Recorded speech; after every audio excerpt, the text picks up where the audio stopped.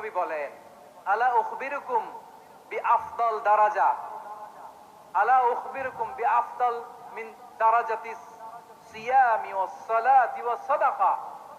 হে আমার উম্মতেরা, নামাজ, রোজা, দান, দেখেন নামাজ, রোজা, দানের চেয়েও বড় কোন শ্রেষ্ঠ ইবাদতের কথা আমি কি তোমাদের বলবো না?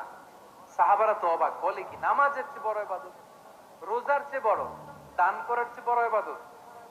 সাহাবীরা বললেন, বালা ইয়া রাসূলুল্লাহ। নবী বলেন, বিশ্বনবী বললেন, নামাজের চেয়েও বড়, রোজার চেয়েও বড়, যাকাতের চেয়েও বড়, সাদাকার চেয়েও বড় একটা ইবাদত আছে, আমি কি তোমাদের বলবো না? সাহাবারা বললেন, ইয়া রাসূলুল্লাহ, বালা, অবশ্যই বলবেন, সেটা কি?